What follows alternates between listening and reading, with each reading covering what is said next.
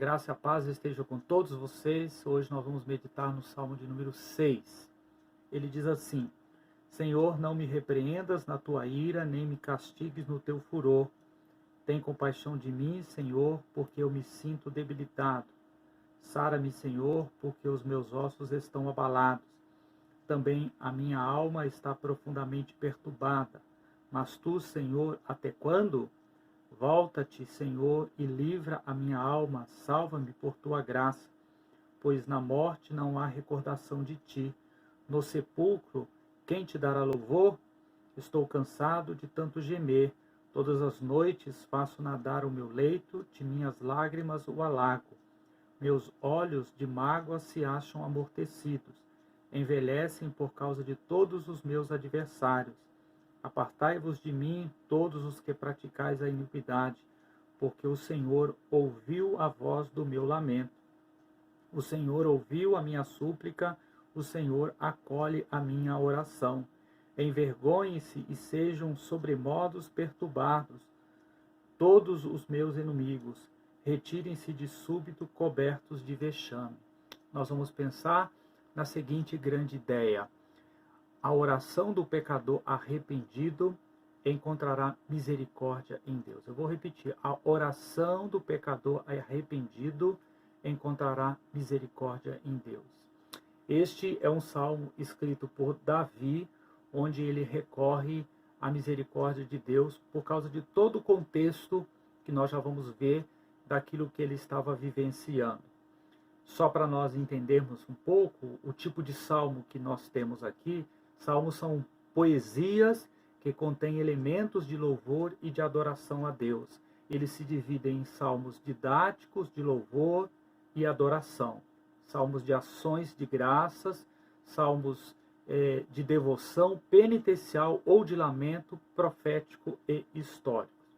Nesse caso específico, Davi viveu várias situações de pecar e depois de orar a Deus, confessando seu pecado em arrependimento. Essa era uma das grandes virtudes do rei Davi, alguém que, ao cometer seus pecados, sabia que precisava se humilhar diante de Deus para receber a sua bênção, o seu favor. Uma dessas situações de pecar e orar arrependido está registrada exatamente nesse salmo, que é o primeiro dos 7 salmos penitenciais ou de lamento. Os outros, além dos 6, são 32, 38, 51, 102, 130 e 143. Neste salmo, Davi ele expressa todo o seu sofrimento causado pelo seu próprio pecado. Tudo indica que Davi estivesse seriamente enfermo neste momento. Porém, sua alma é que mais sofria. Provavelmente tenha sido composto nos dias mais amargos da perseguição de Saul contra ele. Quando nós estamos vivendo esses momentos em nossas vidas, precisamos reconhecer que a saída está somente em Deus. O salmista reconheceu isto, tanto é que nós vemos em 3 momentos no salmo, momentos estes que o aproximou ainda mais de Deus. Então nós vamos falar sobre 3 momentos da oração de Davi. O primeiro momento está no verso de número 1 até o verso 3. Davi apela para a compaixão de Deus e pela cura em meio à sua grande aflição. Davi clama ao Senhor, diz o verso 1, não que ele não aceitasse a repreensão de Deus, mas ele diz para o Senhor: não me repreenda na tua ira, Senhor.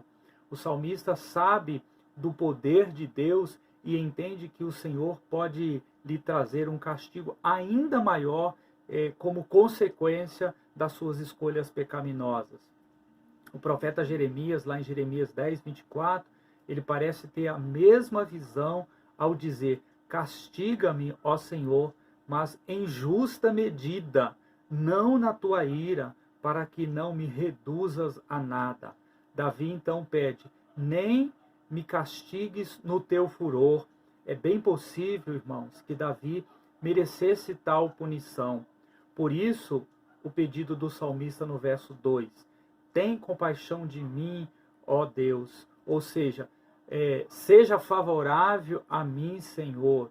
Ou ainda, use de misericórdia para comigo, ó Senhor. Davi está sofrendo muito neste momento. Por isso ele pede ao Senhor para o curar. Diz o verso 2: sara-me, Senhor, porque os meus ossos estão abalados. Os seus inimigos não o poupavam em nada. E talvez a gente possa pensar que inimigos aqui podem ser pessoas, como era o caso de Davi, podem ser o mundo ou até mesmo as forças espirituais da maldade. Mas no caso de Davi, Deus estava usando pessoas mesmas para discipliná-lo. Por isso, Davi busca a Deus a fim de pedir pela sua grande misericórdia. Apesar de não ficar explícito no texto o pecado e também a confissão de Davi, a semelhança desse salmo com outros salmos nos quais Davi pede perdão, demonstra que ele está sim clamando pela misericórdia de Deus em meio ao arrependimento dos seus pecados. Basta nós compararmos o verso de número 1 com o Salmo 38, versículo de número 1. O verso 1 diz: Senhor, não me repreendas na tua ira, nem me castigue no teu furor. O Salmo 38, verso de número 1, diz assim: não me repreendas, Senhor, na tua ira, nem me castigue no teu furor. E o versículo 2, com o Salmo 32, 3, tem compaixão de mim, Senhor, porque eu me sinto debilitado. Sara-me, Senhor, porque os meus ossos estão abalados. Com o Salmo 32, verso 3, enquanto calei os meus pecados, envelheceram os meus ossos pelos meus constantes gemidos todo o dia. Exatamente iguais. Então, no momento do desespero, a alma do salmista está aflita. Ele recorda dos seus pecados, dos seus graves erros, ele tem consciência das consequências que estes pecados trouxeram sobre si mesmo, sobre a nação e sobre seu povo, e aí ele não tem outra saída a não ser clamar a Deus por socorro e perdão. Às vezes, irmãos, fazemos coisas, tomamos decisões que afrontam a pessoa de Deus e colhemos com isso a repreensão divina. Nos versos de número 1 até o verso de número 3, verificamos que sofrimentos espirituais acarretam sofrimentos físicos. Por exemplo, a própria depressão. Davi estava profundamente aflito, tanto no corpo como na alma. Davi estava cansado, abatido. Ele suplica a Deus por livramento, ele apela para Deus, ele pergunta para Deus: até quando, Senhor? É interessante, irmãos, que esta pergunta não tem uma conotação petulante ou presunçosa da parte de Davi, mas Davi foi levado por um sincero desejo de ver o livramento do Senhor, pois estava com o coração aflito. Deus quer a nossa sinceridade para trabalhar nos nossos corações. Deus teve misericórdia da grande aflição de Davi e também pode ter da sua. Basta se arrepender dos seus pecados, buscá-lo intensamente com um coração contrito, que ele te ouvirá e te perdoará, assim como fez com o servo dele chamado Davi. Nós estamos falando sobre 3 momentos da oração de Davi. O segundo momento está no verso 4 até o verso de número 7, nesse Salmo 6, vai falar que o salmista, ele reconhece a sua condição de desânimo e renova seu apelo ao Senhor. Nós vamos falar sobre reconhecimento e renovação. Ele suplica a Deus que o livre e o salve. O verso 4 diz: volta-te, Senhor, e livra a minha alma, salva-me por tua graça. Em outras palavras, Davi está dizendo para Deus que, pelo seu grande amor, pela sua lealdade, pela sua graça, ele poderia socorrê-lo e livrá-lo daquele sofrimento, pois ele é puro e santo amor. O que é graça? Graça é Deus nos dando o que nós não merecemos, o céu. Davi sabia disso, sabia que ele não merecia nada da parte de Deus, mas por aquilo que Deus é, ele o atenderia. Tanto é que Davi também interage com Deus no verso 5, explicando ou dizendo que não há nada na morte, não há recordação de ti na morte. Davi não está dizendo, obviamente, ou ensinando que não há vida após a morte. Pelo contrário, ele está clamando ao Senhor que o salve e oferece como razão a ideia de que empregará a sua vida poupada para recordar-se do Senhor e da sua boa ação para com ele. É o que nós também devemos fazer. Ele completa essa ideia dizendo que na sepultura há alguém que possa louvá-lo, alguém que o louvará. A ideia de Davi é que somente os vivos podem dar graças a Deus aqui na terra. Ele realmente recordou dos feitos de Deus e nos anos seguintes ele foi considerado um homem segundo o coração de Deus. Então esse compromisso e desejo de louvar o Senhor, caso fosse poupado, fosse livrado das mãos dos inimigos, ocorre em um momento em que o salmista não apenas corre risco de vida, mas se sente abalado pelas circunstâncias que ele estava vivendo. Talvez as disciplinas de Deus sejam dadas justamente nesse sentido, irmãos, de nos voltarmos para Ele e renovarmos votos de amor e fidelidade a Ele. E foi justamente isso que o servo dele, o Davi, o fez. Ele diz no verso de número 6, estou cansado de tanto gemer. Imagine alguém lamentar tanto um sofrimento a ponto de se sentir cansado. Essa era a realidade de Davi. Ele chorava a ponto de se sentir exausto. Esse pranto tomava horas da sua noite. Diz o texto, toda noite minha cama fica cheia das minhas lágrimas, meu leito se desfaz. E ele diz no verso 6, isso na parte B, ele estava triste, ele estava abatido. Às vezes, irmãos, eu me sinto semelhante à forma como Davi estava vivendo, às vezes fraco, quase sem força, mas o Senhor me ajuda e então acordo pela manhã com as forças renovadas pelo Senhor. Talvez você se sinta assim também, e é no Senhor que nós renovamos as nossas forças. Deus fala através da sua palavra, Ele usa a família, Ele usa os irmãos, Ele usa colegas de ministério, Ele usa quem Ele quiser para renovar as suas forças, as nossas forças. Até uma mula, se Ele quiser, Ele poderá usar. Eu estou falando isso por causa do episódio da mula de Balaão. Nós estamos falando sobre 3 momentos da oração de Davi. Esse terceiro momento em que o salmista prevalece sobre os seus inimigos e prova das bênçãos do Senhor está no verso de número 8 até o verso de número 10. Do choro de Davi, do verso 6, ele passa para o arrependimento. Entretanto, ele não para nele. Algo maravilhoso acontece nessa caminhada.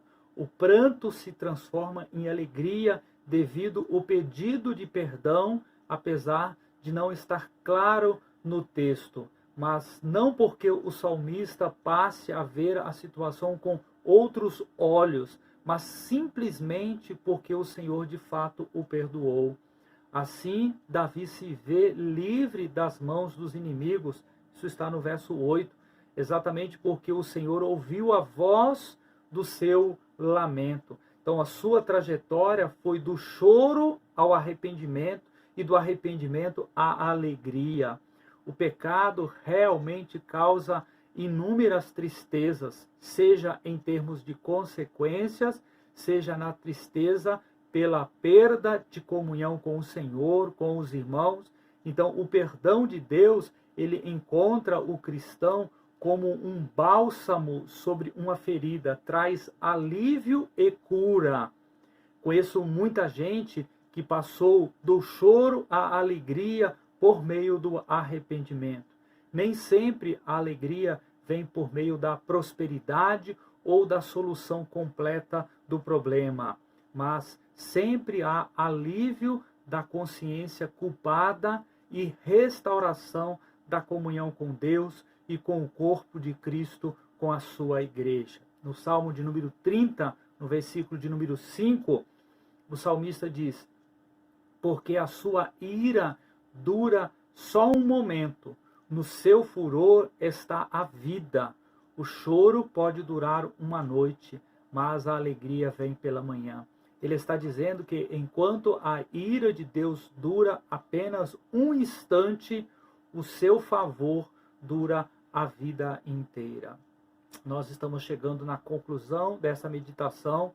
O Senhor estava ouvindo e atendendo a oração do salmista. Como almejamos por isso, meus irmãos, o quanto necessitamos disso, meus irmãos, do favor divino, das misericórdias de Deus, da sua graça infinita. Ainda bem que ele nos ouve, como diz Davi aqui no Salmo, porque não há coisa mais dolorosa nessa vida como cristãos do que pensarmos que Deus não está ouvindo as nossas súplicas. Não há deleite maior do que sentir que a nossa súplica está sendo ouvida pelo Senhor e que nossa vida descansa em suas mãos e que Ele tomará conta de todas as nossas necessidades. Nosso Deus quer falar ao nosso coração em nossas tribulações. Por que não ouvi-lo? Ele é o único que pode nos ajudar em todos os momentos. Ele ajudou Davi, deu solução à vida dele e também quer dar solução aos seus problemas, à sua vida. É bom que se diga que Deus não altera a sua aliança com seus filhos que foram adotados em Cristo Jesus. Ele os disciplinará até que eles aprendam o que é aceitável, o que é do seu agrado. Alguns aprenderão mais facilmente, outros não. Como Davi, precisarão chegar ao fundo do poço para reconhecer a sua condição e buscarem fielmente a Deus, de todo o coração, de toda a alma, de todo o entendimento, e poderem ser bênçãos nas mãos do Senhor, como um vaso novo nas mãos do oleiro. Faze-me de novo, Senhor. Que Deus tenha misericórdia de cada um de nós, que Deus nos faça servos novos, nos façam pessoas restauradas, pessoas transformadas, pessoas avivadas de acordo com a vontade, com o coração de Deus. Que Deus vos abençoe em Cristo Jesus. Amém.